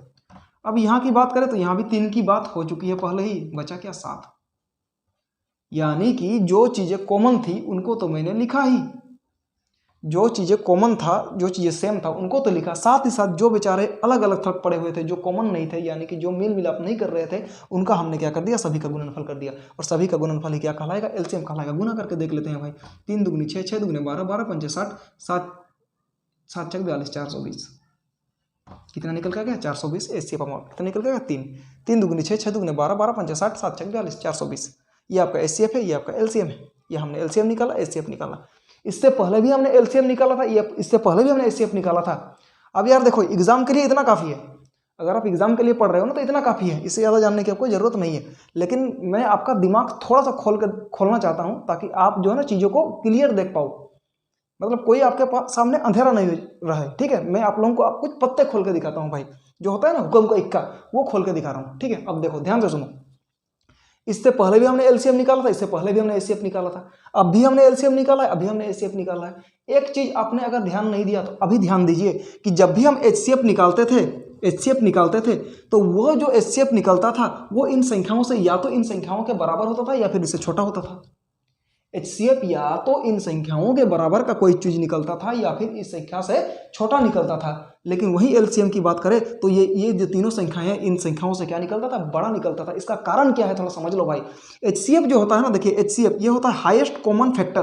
फैक्टर का मतलब होता है गुणनखंड, यानी कि टुकड़ा कर देना। और जो चीज टुकड़ा हो जाता है यानी खंड हो जाता है, वो हमेशा क्या होता है, छोटा होता है भाई, समझे, छोटा होता है। ये इसीलिए HCF हमेशा क्या होता है, संख्याओं के या तो बराबर होता है या फिर उससे छोटा होता है। लेकिन LCM का मतलब होता है लोवेस्ट कॉमन मल्टीपल, यानी कि ऐसे छोटी सी छोटी संख्या का गुणज। गुणज का मतलब होता है गुणनखंड, माफ करिए गुणनखंड नहीं, गुणज का मतलब होता है गुना, यानी कि मल्टीप्लाई। जैसे लोवेस्ट कॉमन मल्टीप्लीकेशन इसको बोलते हैं LCM, लोवेस्ट कॉमन मल्टीप्लिकेशन बोलते हैं। तो मल्टीप्लिकेशन का मतलब गुना, और गुना हमेशा क्या होता है, बड़ा होता है। तो ये समझने वाली बात थी। और ये 3 जो है ना, ये कोई मामूली संख्या, HCF का मतलब ये 3 कोई मामूली संख्या नहीं है। HCF मतलब 3 सबसे छोटा एक ऐसी संख्या है, हाईएस्ट कॉमन फैक्टर, सॉरी माफ करिएगा, सबसे बड़ी एक ऐसी संख्या है जो 12, 15 और 21 को पूरा पूरा भाग दे दे भाई। देखो 3 पचे 3 चौकी 12, 3 पची 15, 3 सत्ते 21। 3 सबसे बड़ी एक ऐसी संख्या है, इन तीनों में कॉमन एक ऐसी संख्या है, हाईएस्ट कॉमन फैक्टर है जो इन तीनों को क्या कर दे, भाग दे दे भाई। और दूसरी तरफ LCM की अगर बात करेंगे तो LCM सबसे बड़ी एक ऐसी संख्या है, LCM इन तीनों संख्याओं में सबसे बड़ी एक ऐसी संख्या है जो इन तीनों से क्या हो जाए, कट जाए। एक 12 की अगर मैं बात करता हूं तो 12 मैं इधर लिखता हूं 12, इधर लिखता हूं 420, भाग करके दिखा देता हूं भाई। तो 12 दूनी 24, 12 3 36, 12 चौकी 48, तो 12 3 क्या हो जाएगा आपका, ये तुम्हारा 36 हो जाएगा। 36 और 4 2 6, ये तुम्हारा कितना निकल कर जाएगा 6, ये तुम्हारा 0, तो 12 पंची 60। इसी तरह 420 आपका 12 से भी भाग हो जाएगा, 15 से भी भाग हो जाएगा और 21 से भी भाग हो जाएगा। तो ये बहुत काम का चीज़ है, ये आगे आपका बहुत काम देने वाला है, इसीलिए मैंने थोड़ा इसको कंसेप्ट के रूप में अभी यहाँ पे बता दिया कि एलसीएम क्या होता है, एचसीएफ क्या होता है, एलसीएम क्या होता है, ये हमेशा छोटा क्यों होता है, ये हमेशा बड़ा क्यों होता है, इसका यूज कैसा है, इसका यूज क्यों करते हैं, मैंने बता दिया भाई। ये थोड़ा सा कंसेप्चुअल चीज़ें थी, इनको समझते हुए चलेंगे तो आगे हमें क्या होगी, मैथ्स जो है ना वो हार्ड नहीं लगेगा। बड़े सारे बच्चों को लगता है मैथ्स बड़ी तोप चीज़ है यार, ये करना तो मुश्किल है, वो जो आपका मामला है ना वो खत्म हो जाएगा भाई, अगर आप कंसेप्ट क्लियर करते हुए चल रहे हो तो। ठीक है, तो चलिए दूसरे क्वेश्चन की ओर बढ़ते हैं यार। दूसरा क्वेश्चन हमारा है 17, 23 और 29। दूसरा जो हमारा क्वेश्चन है वो हमारा 17 है, वो हमारा 17 है, वो हमारा 23 है और हमारा क्या है 29 है। 17 है, 23 है और 29 है, 17 है, 23 है और 29 है। ठीक है, चलो यहाँ भी बदल देते हैं, ये आपका हमारा आ जाएगा 17 है, 23 है और ये आपका क्या है 29 है। 17 है, 23 है और 29 है। चलो यार करते हैं। अब एक चीज़ ध्यान दो यार, 17 भी है, 23 भी है, 29 भी, ये सारी की सारी कैसी संख्या है, अभाज्य संख्या है। तो सबसे पहले गुणनखंड की अगर बात करूँ, दिमाग देखो कैसे काम करता है, थोड़ा समझो, दिमाग कैसे खुला आदमी का वो देखो। ये 17, कोई बंदा अगर इस वीडियो को अच्छे से देख रहा होगा, कंसेप्ट को हमेशा समझ रहा होगा, तो उसको देखो 1 मिनट भी नहीं लगेगा इस चीज़ को समझने में कि 17, 23 और 29 जो है ना भाई, ये क्या है, अभाज्य संख्या है। इनका जो गुणनखंड होगा ना वो हमेशा 2 गुणनखंड होंगे, एक तो 1 हो जाएगा, एक तो 1 होगा और दूसरा क्या हो जाएगा, खुद स्वयं वो संख्या खुद हो जाएगा, दूसरा कोई गुणनखंड नहीं होगा भाई, दूसरा कोई क्या होगा, गुणनखंड नहीं होगा भाई। ठीक है, तो जो बंदे को ये पता चल गया, और कॉमन एचसीएफ अगर इसको निकालने के लिए कहा जाएगा तो उस बंदे को 1 सेकंड का समय नहीं लगेगा एचसीएफ निकालने में, एक तुरंत बोल देगा एचसीएफ, बिना पेन, बिना पेपर, बिना हिसाब, बिना किताब के। अगर उस बंदे ने पूरे अच्छे से वीडियो को देखा होगा और जो इससे पहले 24 मिनट वाली वीडियो थी उसको उसने देखा होगा, तो आज उसको ये क्वेश्चन आसान लग रहा होगा। ठीक है, तो चलिए इसको बनाते हैं यार, कैसे करते हैं देखते हैं। तो जैसे कि आपको पता है कि अभाज्य संख्या है, इसको तो आगे करने की जरूरत नहीं है, मामला इसका यहीं खत्म होता है, लेकिन इसको करने के लिए क्या करते हैं, 1 और 70 से इसको कर देते हैं। ऐसा करने के पीछे का कारण क्या है, क्योंकि एक अभाज्य संख्या है और अभाज्य संख्या केवल 2 गुणनखंड होते हैं, एक तो संख्या खुद अपना और एक और कोई साथ इसका नहीं है। तो इसका गुणनखंड मैंने निकाल दिया, 17 का गुणनखंड मैंने निकाल दिया, 1 गुने क्या कर लिया 17 कर लिया। दूसरे का निकालता हूँ 23 मैंने कर दिया, 1 कर दिया, ये 23 कर दिया। अब दूसरा किसी से जाएगा ही नहीं, तो अब मेरे पास बचा है 23, अब इसका मैंने कर दिया 1 गुने 23, अब मेरे पास बचता है 29, 29। इसका भी गुणनखंड निकाल ही लेता हूँ यार, इसका भी 1 सही जाएगा, दूसरा कोई है ही नहीं दोस्ती यारी इसके साथ। तो अब मैंने इसका कर दिया 29, 29 का भी क्या निकल गया 1 × 29। अब मुझे बताओ मेरे भाई, जहाँ पर एचसीएफ की बात करें, एचसीएफ की बात करें यानी कि हाइट कॉमन फैक्टर की बात करें, तो ये क्या होती है, इन संख्याओं के गुणनखंड में जो कॉमन होता है वो होता है। अब एक यहाँ भी है, एक यहाँ भी है, एक यहाँ भी है। अब बताओ यार, एक एचसीएफ नहीं आ जाएगा क्या, एचसीएफ इसका क्या आ जाएगा 1, क्योंकि एक तीनों में क्या है कॉमन है। एलसीएम की अगर बात करूँ, एलसीएम की बात करूँ तो 1 तो होगा ही, सबसे पहले 1 तो होगा क्योंकि कॉमन चीज़ें तो होगा ही। अब बचा क्या है, सबसे पहले वाला में 17 बचा है, दूसरे वाला में 23 बचा है, 23 बचा है और चौथे वाला में क्या बचा है 29 बचा है। अब ये आपका क्या निकल कर गया एलसीएम। अब आपका होमवर्क ये रहेगा कि आप इसको गुना कर लीजिए, इसको गुना कर लीजिए, यही आपका क्या है उत्तर है भाई। तो ये एचसीएफ हमने निकाल दिया, ये एलसीएम हमने निकाल दिया। ठीक है, ये किसकी विधि से, अभाज्य गुणनखंड की विधि से। अब तीसरा क्वेश्चन करते हैं यार, चलो ठीक है, अब तीसरी क्वेश्चन करते हैं। तीसरा हमारा क्वेश्चन क्या है, तीसरा जो हमारा क्वेश्चन है वो है 8, 9 और 25। ये हमारा क्वेश्चन है 8, एक है 9 और दूसरा है 25। ये है आपका 8 है, ये 9 है और ये आपका मामला है 25 का। ये तीसरा क्वेश्चन है, ये है 8, 9 और 25। चलिए इसको सॉल्व करते हैं यार, 8, 9 और 25 को। ठीक है भाई, तो सबसे पहले 8 का गुणनखंड करते हैं भाई, अभाज्य गुणनखंड करते हैं यहाँ पे। तो 2 से करता हूँ मैं, 2 चौकी 8, फिर 2 से किया 2 दूनी 4, 2 एक अभाज्य संख्या है और मामला यहीं पर खत्म हो जाएगा। 2 का लिखता हूँ 2 गुने 2 गुने 2। ठीक है, वहीं पे बात करता हूँ 9 की, 9 का लिखता हूँ, 2 से तो जाएगा नहीं तो 3 से कर लेते हैं, 3 तरीके 9, अभाज्य संख्या आ गया तो यहीं पर मामला क्या हो गया, खत्म हो गया। अब बात करेंगे 9 की, तो 9 की बात करेंगे तो आ जाएगा 3 गुने 3। अब बात करते हैं 25 की, अब बात करेंगे 25, तो 25 की बात करेंगे तो ये 2 से नहीं, 3 से नहीं, 4 से नहीं, सीधे 5 से चल जाएगा। 5 5 25, 5 5 25, 5 5 25, तो ये 25 का हो गया। 25 का भी हमने लिख दिया 5 गुने 5।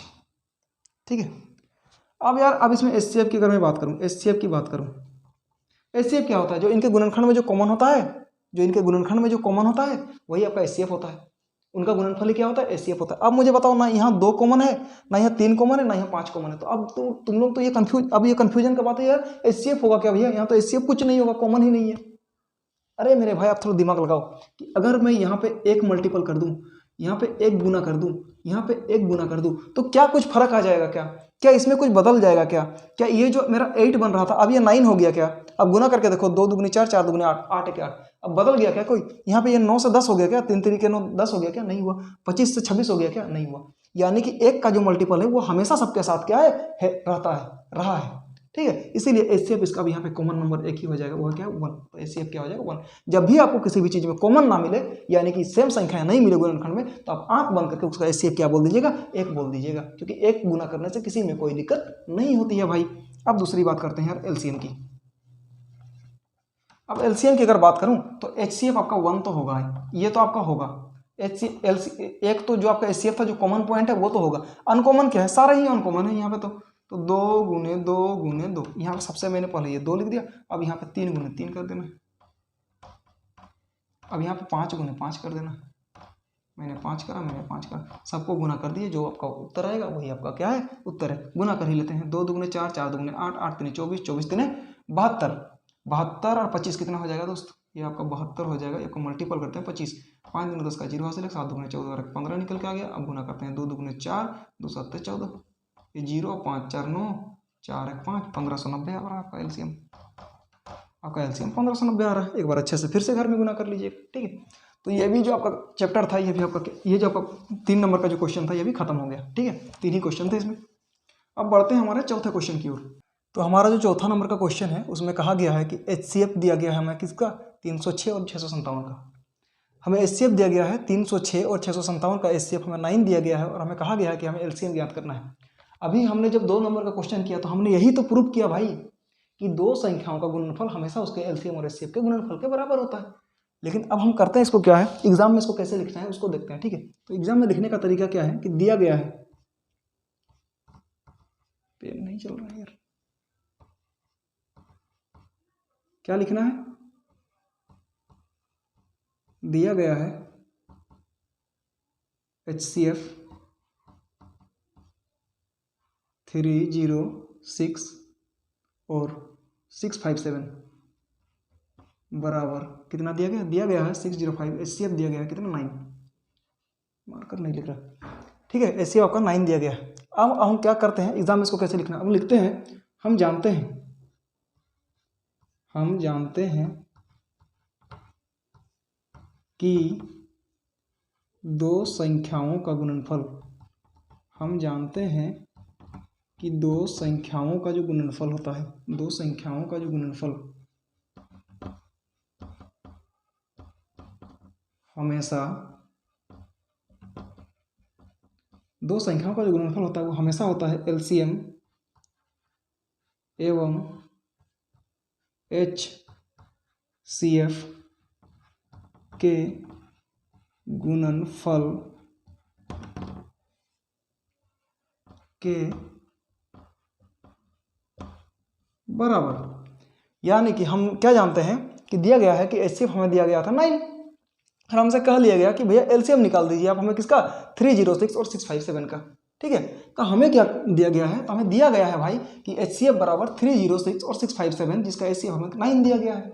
और हमें कहा गया है कि हमें पता क्या है, हमने जो पिछले 2 क्वेश्चन नंबर 2 को जो सॉल्व किया, हमने प्रूफ जांच किया, हमने प्रूफ करा, वही चीज़ हमने लिखा कि हम जानते हैं कि 2 संख्याओं का जो गुणनफल होता है ना भाई, वो हमेशा एलसीएम और एचसीएम के गुणनफल के बराबर हो जाता है। और अतः यहाँ पे हमें लिखना पड़ेगा ये चीज़ें, ताकि एग्जामिनर को ये क्या हो, समझ में आए कि 2 संख्याओं का गुणनफल यानी कि पहली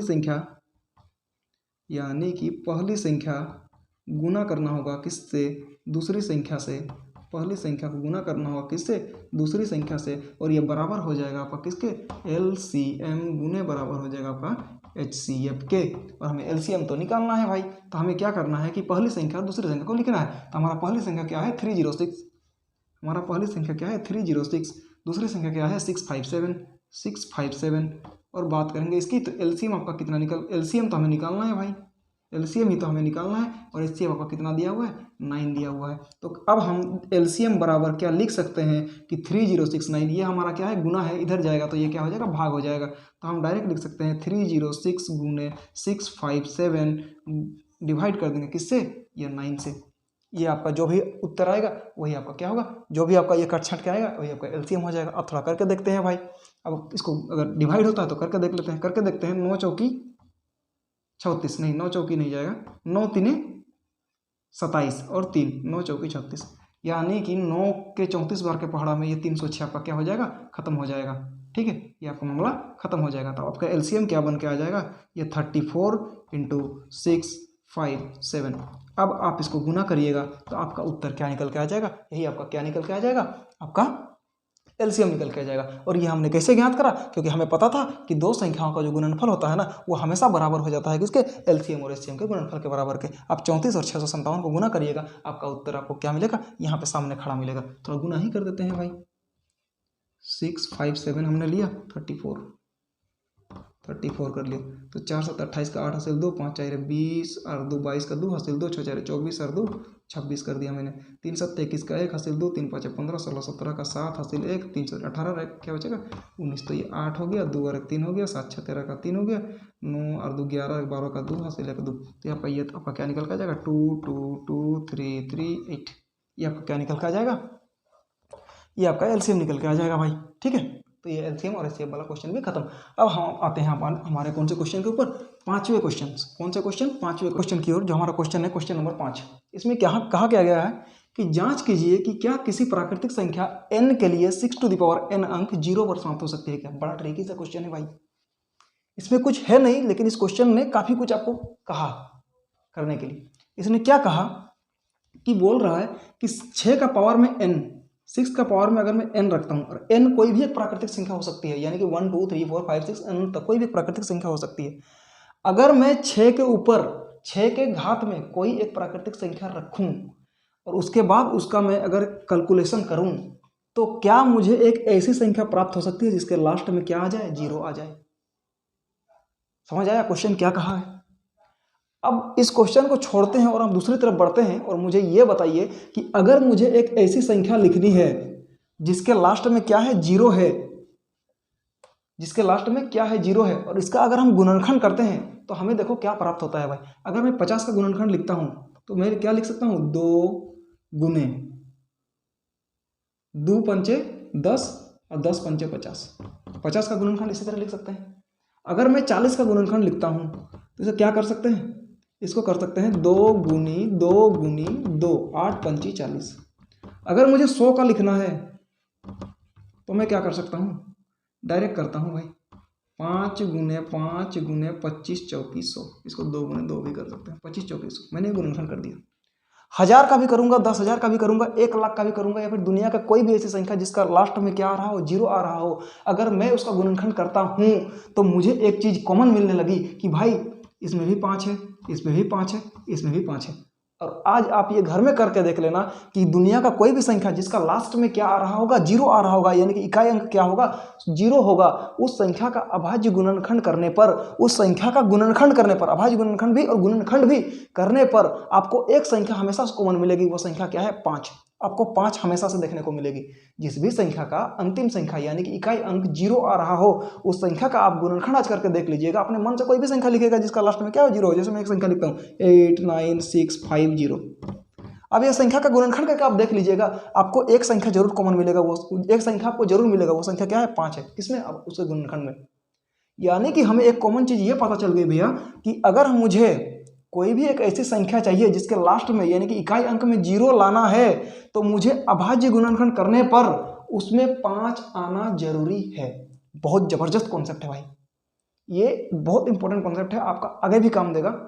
थोड़ा दोबारा समझते हैं कि अगर मुझे किसी भी संख्या का इकाई अंक में, मुझे अगर ऐसे किसी भी संख्या लिखना है, जैसे 8 9 6 9 0 5 6 8 6 9 0, अगर मुझे ऐसे कोई भी संख्या लिखना है, अगर मैं इसका अभाज्य गुणनखंड करता हूं तो मुझे एक चीज मिलनी बहुत जरूरी है, वो है 5। मिलना ही मिलना है।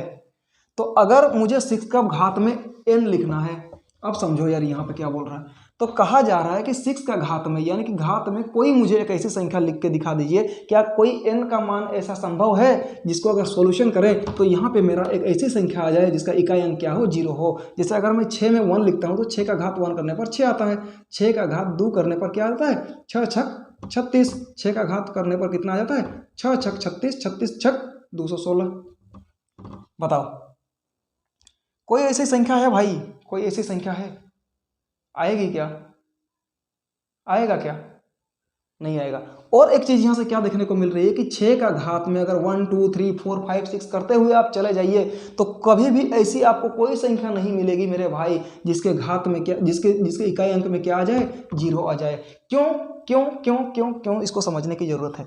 इसका कारण इसीलिए है क्योंकि अगर मुझे घात में, अगर मुझे किसी भी संख्या का इकाई अंक 0 चाहिए तो मुझे उसका गुणनखंड करने पर 5 आना बहुत जरूरी है, 5 का रहना बहुत जरूरी है, तभी जाकर यह संभव होगा। अगर मैं 6 का यहाँ पर गुणनखंड करता हूँ, 6 का पावर में n दिया हुआ है, मतलब यहाँ पे n अगर दिया हुआ है तो मेरे पास बेसिक जो संख्या है वो क्या है, 6, क्योंकि जो भी संख्या बनेगी वो 6 के घात में बनेगी। तो 6 का अगर मैं गुणनखंड करता हूँ तो 2 गुनी 3 यानी कि आपका क्या आ जाएगा, 6 आ जाएगा। यहाँ पर 5 की कोई भी नामो निशान नहीं है। इसका मतलब आप अगर 6 का घात में कुछ भी संख्या रख दीजिए, प्राकृतिक संख्या 1 2 3 4 से इन्फिनिटी तक, वो कभी भी जो है ना संख्या जो बनेगी उस संख्या का अंतिम अंक कभी भी, लास्ट वाला जो संख्या वो कभी भी क्या नहीं, 0 नहीं आएगा।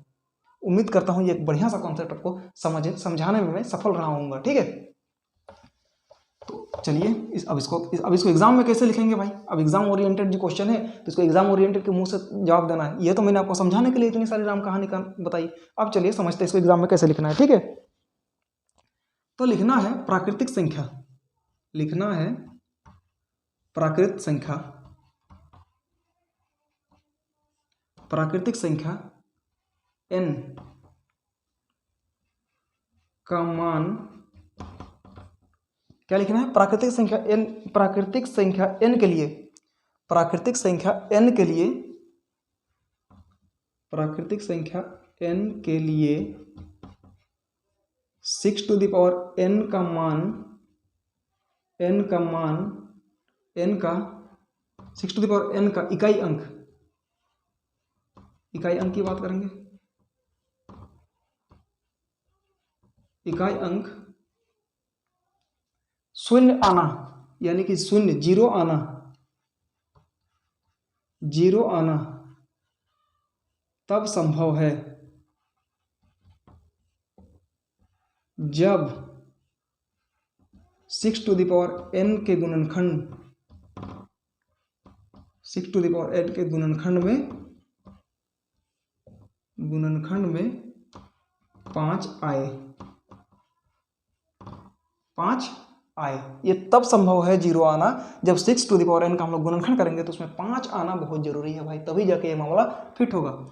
अतः अब देखो बात क्या है, आना तब संभव है जब 6 टू द पावर n के गुणनखंड में 5 आ जाए, तब ये 5 अगर आ जाता तो ये 0 है। लेकिन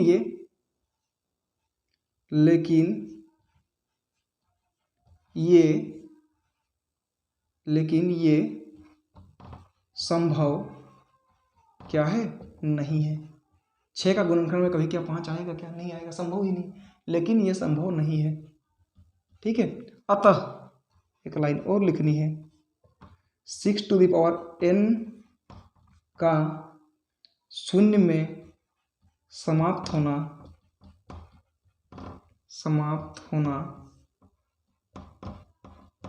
असंभव है।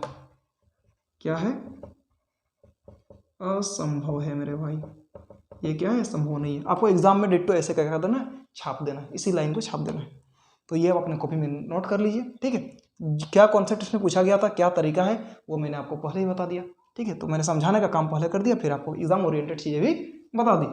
ठीक है, तो चलिए अब बढ़ते हैं, हमारा अगला जो क्वेश्चन है उसके ऊपर बढ़ते हैं। अब हम बात करेंगे हमारे नेक्स्ट क्वेश्चन की। वो हमारा क्वेश्चन है क्वेश्चन नंबर 6, जिसमें कहा गया है कि व्याख्या कीजिए कि जो हमारा है ये 7 11 गुने 13 प्लस 13 और 7 6 5 4 31 मल्टीपल में है, ये एक भाज्य संख्या क्यों है। अब यार जिस बंदे ने बेसिक पढ़ रखी है उसको तो ये समझ में आ गया होगा कि करना क्या है। इसमें एक संख्या दे दी गई है, एक गुणनखंड के रूप में दिया गया है, आपको एक संख्या निकालना और ये पता करना है कि क्या इसके भाज्य है या अभाज्य है। अब बताइए भाज्य संख्या क्या होती है? जिसके बहुत सारे गुणनखंड होते हैं। भाज्य संख्या वही होती है जिसके बहुत सारे गुणनखंड होते हैं, जिसको हम छोटे छोटे टुकड़ों में बांट सकते हैं। लेकिन अभाज्य संख्या क्या होती है कि जिसके केवल और केवल दो गुणनखंड समूह है। वो गुणनखंड कौन कौन से है? वो पहला तो 1 हो जाएगा, और दूसरा भाई जो खुद स्वयं संख्या है, जैसे 3 की बात करूँ तो 1 और 1 गुने 3 3 हो जाएगा, 5 की बात करूँ तो 1 गुने 5 हो जाएगा, 11 की बात करूँ तो 11। ये सारी क्या है? अभाज्य संख्याएं हैं। भाज्य संख्या क्या है? जैसे 9 में मान के चलता हूँ, क्या है भाज्य संख्या है, तो क्या करना होगा? 1 गुने 3 गुने 3, कई सारे गुणनखंड इसके हो गए। तो यार समझते हैं चलो इसको। तो ये पहला जो क्वेश्चन उठाते हैं यहाँ से उठाते हैं, ठीक है। तो हमारा जो पहला क्वेश्चन वो क्या कहा गया है कि 7 11 गुने 13 प्लस 13। अब मुझे बताओ यार, ये पूरा एक पार्ट है और ये प्लस के बीच में साइन आ गया। अब मुझे बताओ, अगर मैं यहाँ से 13 को कॉमन ले लेता हूँ, 13 को निकाल लेता हूँ बाहर, ये 13 जो है ना, मैंने 13 को क्या कर लिया? बाहर निकाल दिया। तो अब मेरे पास क्या बचा भाई? अब मेरे पास क्या बचा? तो यहाँ पे तो 7 बचेगा, यहाँ पे तो 11 बचेगा, और 13 को मैंने निकाल दिया तो यहाँ तो 13 बचा नहीं है, और प्लस का साइन तो प्लस का साइन। अब मैंने 13 था, 13 निकाल दिया तो बचा क्या? 1 बचा यहाँ से, ठीक है भाई। कॉमन लेने पे 1 बचता है, तो 1 बचा। अब यहाँ पे करके देख लेता हूँ मैं, 13 है, ये आपका कॉमन है, तो 11 7 77 प्लस 1 78 78 करके देख लेना भाई। यानी कि अब मेरे पास जो आ गया समान वो आपका आ गया 13 गुने 78, और इसमें जो भी संख्याएं बनेंगी, इसमें जो भी संख्या बनेगी, क्या हुआ? उसका गुणनखंड और नहीं किया जा सकता क्या? तो अब देखो यार, 78 को भी अगर मैं टुकड़ा टुकड़ा कर दूं, 78 को भी अगर मैं टुकड़ा टुकड़ा कर दूं, तो इसको मैं ऐसे लिख सकता हूँ, ये तो आपका 13 निकल के आ गया, और ये आपका 13 होगा, और 13 छक 78, तो 13 2 गुने 3।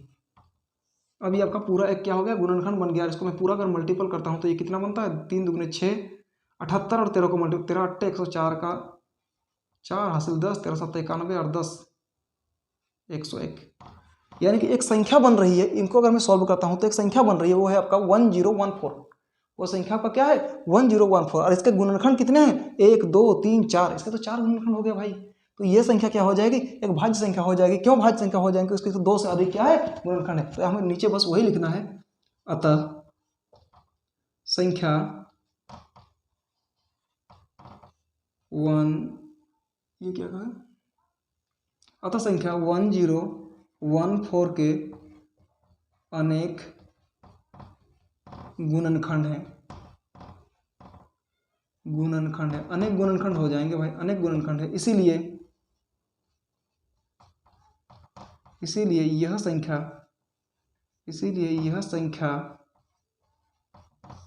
एक भाज्य संख्या है। इसीलिए यह क्या है? एक भाज्य संख्या है। इसका सॉल्यूशन 6 नंबर का ये आपका निकल के आ गया भाई, ठीक है। अब आपके पास दूसरा सॉल्यूशन ये बना हुआ है, तो मैं उम्मीद करता हूँ कि आप ये घर से करके आएंगे, क्योंकि ये जो क्वेश्चन है ना, बिल्कुल सिमिलरिटी सेम है भाई, कुछ अलग नहीं है। थोड़ा सा आप भी करेंगे तो आपका भी दिमाग तेज होगा, ठीक है। तो ये हमारा क्वेश्चन नंबर 7, जो कि आज इस चैप्टर का क्या है? अंतिम सवाल होने जा रहा है, ठीक है। तो चलिए इसको देखते हैं।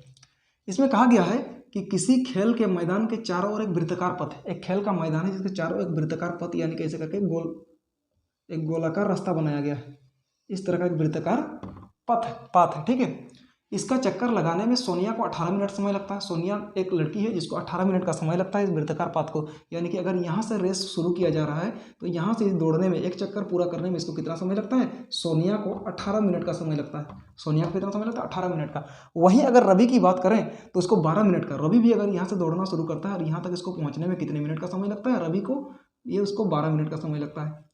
रवि को कितना मिनट का समय लगता है? 12 मिनट का। सोनिया को यहाँ से रेस शुरू किया जाए तो पूरा चक्कर लगाने में 18 मिनट का समय लगता है, जबकि रवि को वही चक्कर पूरा करने में 12 मिनट का समय लगता है, ठीक है। तो कहा जा रहा है कि मान लीजिए कि वे दोनों एक ही समय और एक ही स्थान से शुरू कर रहे हैं। मैं मान के चलता हूँ कि एक ही समय दोनों को एक ही साथ शुरू कर दिया गया, व्हिसल बजा, दोनों एक ही साथ शुरू हो गए, और इसने 18 मिनट में सोनिया ने रेस को पूरा कर लिया, जबकि रवि ने 12 मिनट में ही रेस को क्या कर लिया? पूरा कर लिया। तो अब कहा जा रहा है तो कितने समय बाद वह पुनः प्रारंभिक स्थान पर मिलेंगे? वो कौन सा समय होगा जहां पर वो जहां से शुरू किया था रेस, वहीं पर दोबारा आके वो क्या करेंगे?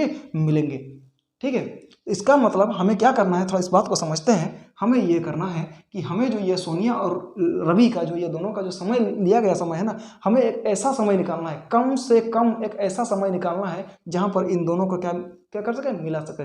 अब मुझे बताइए कि अगर मुझे दो संख्याओं के बीच कम से कम ऐसी संख्या निकालनी है जो इन दोनों संख्याओं के क्या निकले, कॉमन निकले, तो मुझे निकालने के लिए क्या निकालना पड़ेगा, मुझे हमेशा क्या निकालना पड़ेगा, एलसीएम निकालना पड़ेगा, क्योंकि एलसीएम का ही मतलब होता है लोवेस्ट कॉमन मल्टीपल, यानी कि कम से कम एक ऐसी संख्या जो दोनों संख्याओं को क्या हो जाए, बराबर रूप से दोनों संख्याओं को क्या करे, भाग कर दे। हमें एचसीएफ इस जगह पे निकालने की जरूरत नहीं है, हमें एचसीएफ निकालने की जरूरत तब होगा जब हमें अधिक से अधिक ऐसी संख्याओं की बात करें। जब हम अधिक से अधिक चीज़ों की बात करेंगे तो एचसीएफ निकालेंगे, लेकिन जब भी हम कम से कम चीज़ों की बात करेंगे तो हम क्या निकालेंगे, एलसीएम निकालेंगे। तो ये क्वेश्चन थोड़ा सा ट्रिकी था, यहाँ आपको एलसीएम निकालने के लिए कहा गया था, लेकिन क्वेश्चन को बनाने का तरीका जो है ना थोड़ा सा ट्रिकी कर दिया गया था, इसीलिए इन्होंने कहा कि कितने समय के बाद पुनः प्रारंभिक स्थान बना लेंगे। हमें यानी कि कम से कम एक ऐसा समय चाहिए जहां पर इन दोनों क्या करेंगे, इन एक ही जगह जहां से इन्होंने रेस को शुरू किया था वहां पर आके मिलेंगे। तो इसका मतलब होता है हमें क्या निकालना है, एलसीएम निकालना। तो हमें क्या करना है कि हमें इसको अब सॉल्यूशन कैसे करना है, तो इसका सॉल्यूशन करना है, संख्या 18 एवं 12 का गुणनखंड करने पर तो मैंने 18 का गुणनखंड यहाँ से निकाल लिया, 2 9 18 3 तरीके 9, यानी कि ये हमारा क्या निकल के आ जाएगा, 18 का गुणनखंड निकल के आ जाएगा क्या, 2 गुने 3 गुने 3, 12 का यहीं पर निकालते हैं, 2 यहाँ से है, 2 छक 12, 2 3 6, यानी कि 12 का अगर बात करें तो ये आपको क्या निकल के आ जाएगा, 2 गुने 3। अब जहाँ तक एलसीएम की बात है तो एलसीएम में हम क्या करते हैं, एलसीएम कैसे निकालते हैं, तो एलसीएम में हमने कहा था कि जो कॉमन है, जैसे यहाँ पे भी 2 है, यहाँ पे भी 2 है, यहाँ पे भी 3 है, यहाँ पे भी 3 है, जो कॉमन है उनका मल्टीपल तो हमें करना ही है, जो मल्टीपल है उनका तो हमें करना ही। जैसे यहाँ पे 2 यहाँ भी है, यहाँ भी है, यानी कि 2 कॉमन है, यानी कि 2 का मामला अब हमने खत्म कर दिया। अब 3 यहाँ भी है, 3 यहाँ भी है, अब एक बार 3 इधर भी मल्टीपल कर तो 3 का मामला भी खत्म कर दिया।